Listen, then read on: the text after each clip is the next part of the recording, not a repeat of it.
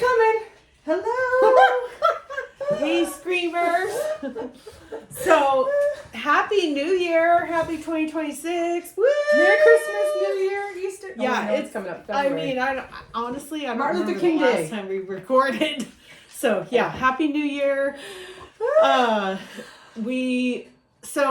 everybody had a good holidays. Yes. Hope you had a good holiday. Yeah, I can't remember the last time we did it. I know. I feel like Thanksgiving, after Thanksgiving. I feel like a newbie. It's been so long.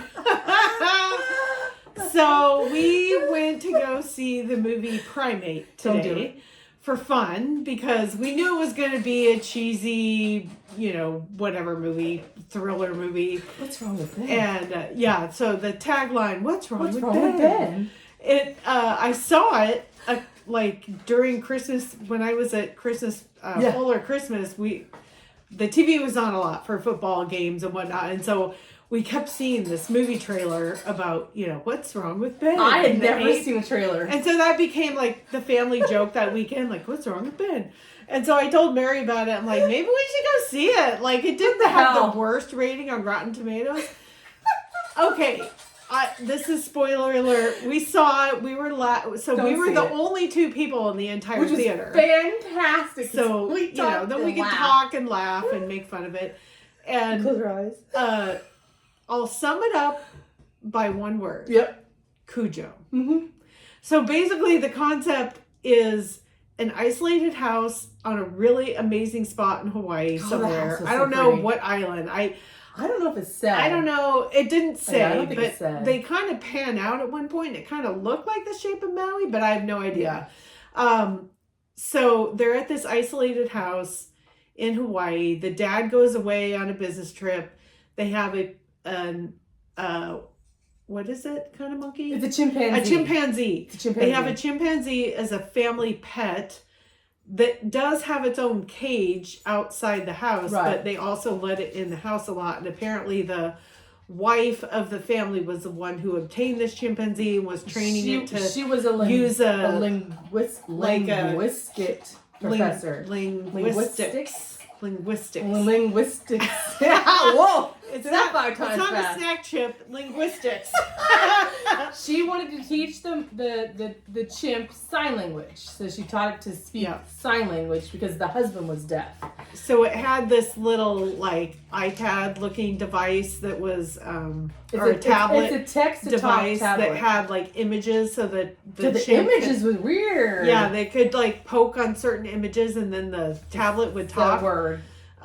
So anyway, you have teenagers in this isolated house, home alone for the weekend, partying, and this this chimpanzee gets rabies and goes nuts and does Cujo all over the place. Right.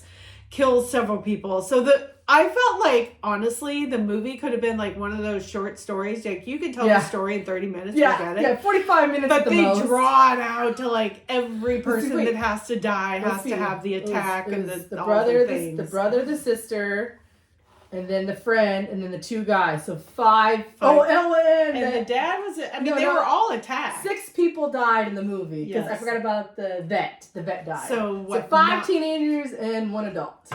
Yeah. So it was kind of a bloodbath. It was gore. Now it did it's have Rob Zombie gore. But yes, and I was like this. Honestly, I was like this. I was like, don't look. During the gross parts, because I don't need to see the jaw getting pulled off and the eyes getting gouged. It just was disgusting. Head smashed by a rock. Getting a face ripped off. These were gross. It was gross. Scare things. No, it wasn't scary. Yeah. It's gore. I guess it was gore. It was horror, right? Horror gore. Yeah. Horror gore. Yeah. Thriller. No, it was even thriller. Kinda in the parts where they were getting scares. hunted. So they were getting hunted by this chimpanzee because the kids were stranded in the pool. And they were trying to get out of the pool, back into the house to try to get a cell phone to be able to call for help. Right. Or find the key in a car and drive away. And every time they were trying to get help or get to a phone or something, somebody died because they made a noise they weren't supposed to, and the chimp came and got them, and blah, blah, blah. So we had fun making fun of it, but it was total Cujo. They ripped the Cujo story absolutely off, and which was probably intentional because how many ways can you say an animal has rabies and goes nuts. Well, and Hawaii's not in the movie. I don't know if it's real. In the movie, it said Hawaii doesn't have rabies. Yeah, they portrayed it like there's no animals that would get rabies that would carry rabies. But of course, they don't tell us how they got it. You know, a mongoose got into the cage and bit the chimp, and that's how it started. But it doesn't tell you how the mongoose got the rabies to begin with. Well, that's my first question. Well, Cujo did a better story of that, where they showed you who bit who, and like you can see how it carried forward. Yeah. So it didn't tell us how the rabies started. And at the end of the movie, they send one of the girls in the ambulance, and Mary and I were like, well, everybody needs rabies shots. It's like rabies shots for the whole family. It's like, can there be a coupon deal? Is this a family discount? Buy one, get one free? So to prove to you all that I don't have rabies, here's some water. She just drinks the water. I don't like water. Oh my God. I don't. I don't drink water. Do you have rabies? Are you sick? Are you I'm not foaming. Did you get bit? I'm not foaming yet. Oh my God. I thought it would have been a funny gag to like go get toothpaste foam really quick and come on screen and be like, do I have rabies? I could have got... Brenda has toothpaste tablets. Oh God. Where you chew it and it's supposed to foam. I could have done that. So funny. So for coffee, we stopped at Starbucks. So the huge. Cheers. Except I got a straw. Sorry. So we're missing our Screams and Bean cups this time. Yeah. The sippy cups I spill. I have no idea why, but every time I sip it, I spill it. So we were going to do an episode after we had watched what was it? It was the mini series. It. Welcome to Derry. Derry, yeah. It. Basically how the clown became the clown character and how, and honestly that was I was really entertained. I liked it. There were some flaws, plot flaws that you're like, what? Well, this makes no but sense. overall we were both really entertained. Yeah. We liked it and we would recommend it. I liked how I think it's on HBO. It's on HBO, and I liked how with how it went into the newer versions of the It. You know, so it played into the new movies, the 1 and 2 movies. Yeah, so the last, 3 or 4 episodes, it kind of intertwines itself into the future, where the series ends, where Stephen King's movie begins. Yeah. Right? Where you've got the Richie, Beep Beep, and Beverly, and Mike, and that whole gang. Yeah. From the movie, so the mini series ends where that movie starts, which we thought, wow, that was a cool way to tie it in, intertwine it. Yeah. And then you got to see old fashioned Derry and what that was like, and some of the backstory of Mike Hamlin's dad and how they ended up in Derry, and it was and into The Shining too. Oh yeah, Dick Halloran was in the military on the same base with Mike's dad, so that was kind of interesting to see Dick Halloran as a younger man and his experiences, and then he makes reference to towards the end of the series. Well, my friend I'm gonna go cook at a resort in the mountains, and so obviously we know that's The Shining. So there are some fun little Easter egg tie-ins with other characters, and if you read the trivia, there's references to The Stand, The Shining, many probably a couple other movies mentioned that. Things that if you're watching it for the first time, just watch out for those moments. But I really like, and I do like how they put in other Stephen King there stuff. was a series, and this also happened so Stephen King wrote the book 11/22/63 about past President Robert Kennedy getting assassinated, and the Lee Harvey Oswald angle of that, and that whole backstory, and it is a miniseries. And it's really, really well done. And it also has Easter eggs from other Stephen King stories in it. And so we've been kind of on a busy bender with we watch shows. Things. We just haven't been on here for a while. So we just wanted to say, hey, hello, Happy New Year.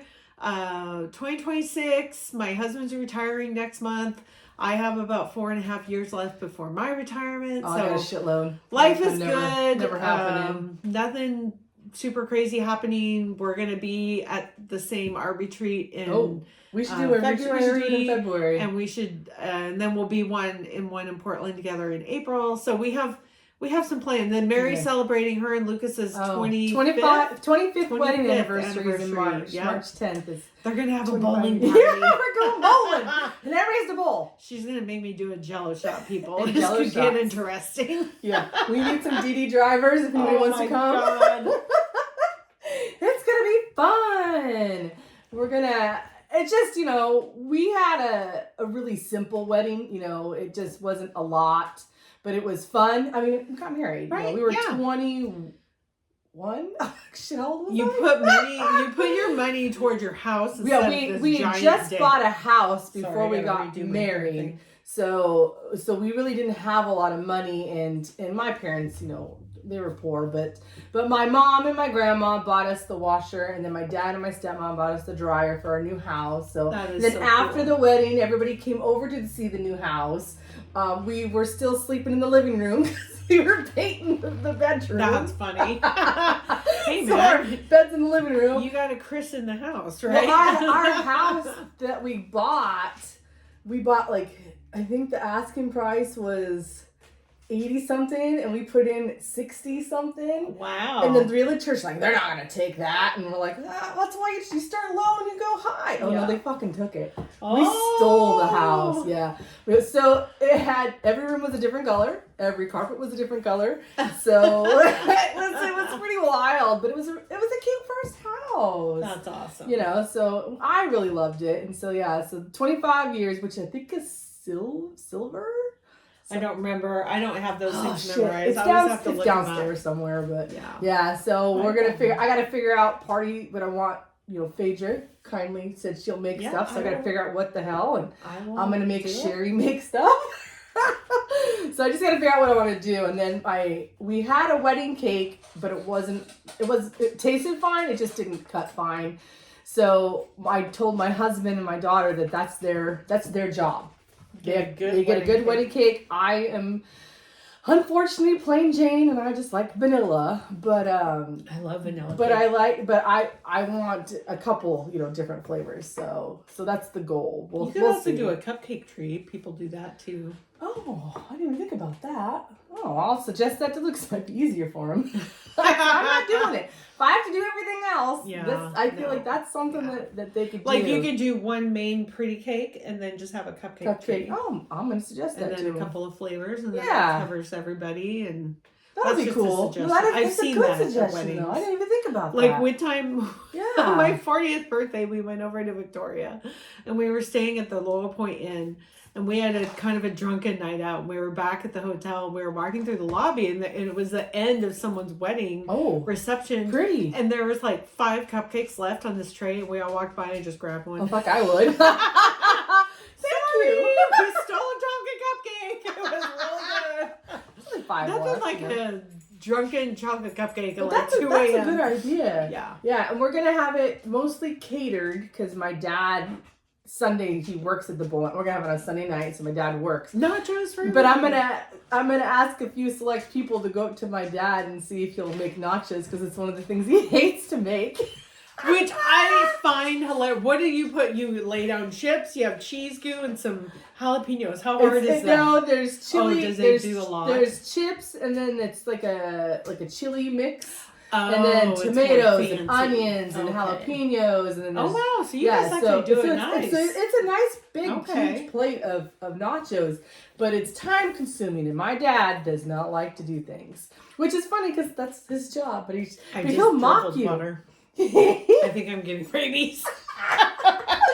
But he'll mock you about it, so I think it'll be pretty. But if people want to order, then they can order. But we're gonna cater it, and we thought about catering frugals, but then I was like, I don't know if I want the alcohol and the grease. Well, and the burgers will kind of get soggy. And so we're going to do just like sandwiches and that'll be nice. And stuff like that. So I got to get the invitations going, and it's going to be fun, and bowling. Yay! I'm excited to have my friends come bowling. I bowl, so I should say I pretend bowl. I'm not very good I haven't at it. done it in decades. The highest game I've ever bowled is a 234, and I'm actually on the reader board at the bowling alley as the top score. I actually kicked my daughter off first. Wow. I bet she was kind of annoyed at that. Oh, yeah. She's trying to get back up there, but it's the highest I've ever bowled. And everyone's like, oh, look, you could bowl. I'm like, no, that's a fucking fluke. I can't keep that up. I'm not...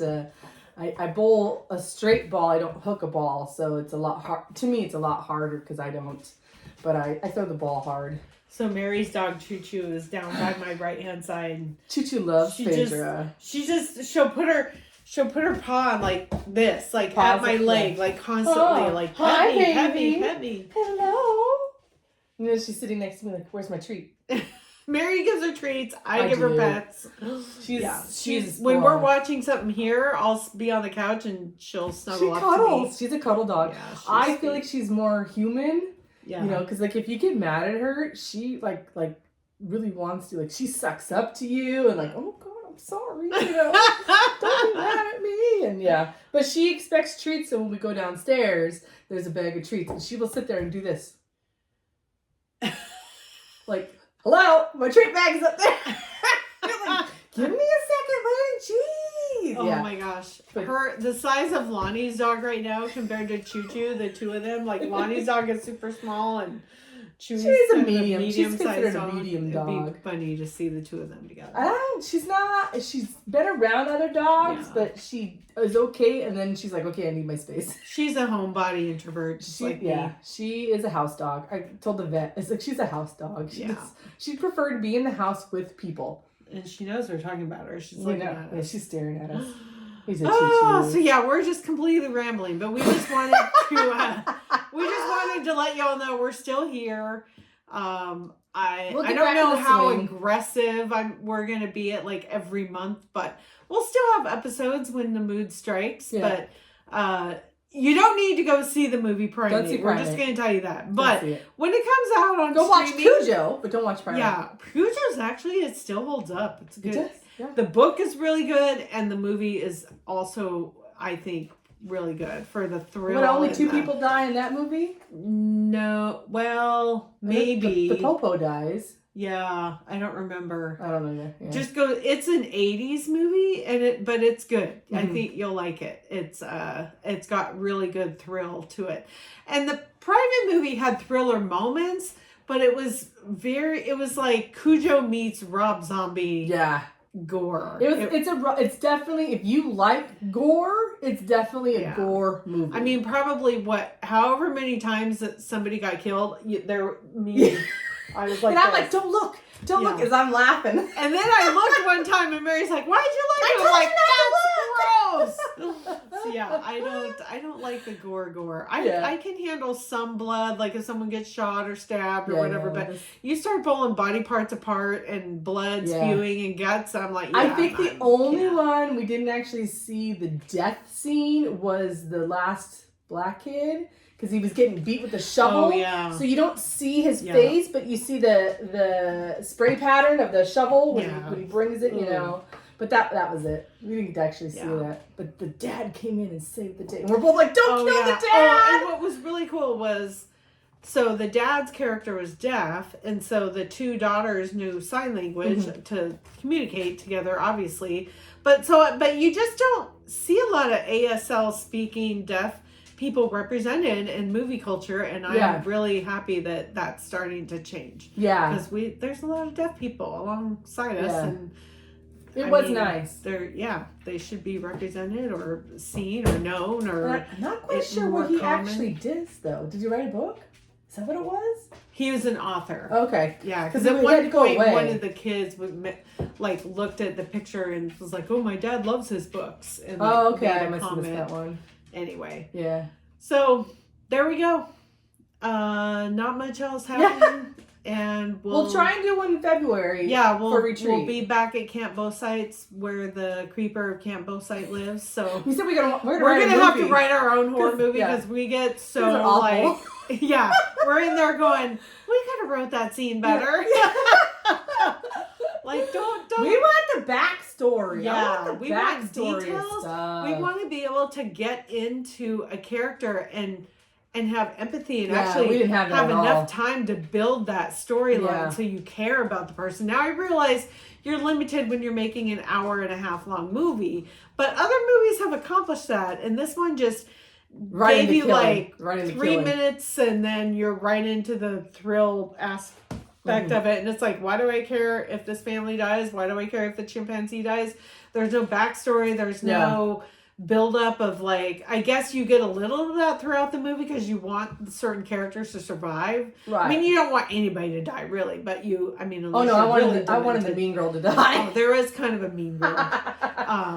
But yeah, I wanted to like the chimp first. I know. And have that sympathy exactly, for and the then chimp. and then kind of like Cujo, where it lets you build up to the Saint Bernard, and you're like kind of feeling sorry for it, and really like, we're like, kill the thing. At this one I'm like, couldn't you just take a gun or a knife and just stab him in the forehead? Yeah, I was with the mean girl before she died. She's like, why don't you just have a gun and shoot him? They're like, we can't kill the chimp, his family. And then they're like, kill the fucker. I'm like, yeah, you should have listened to her before.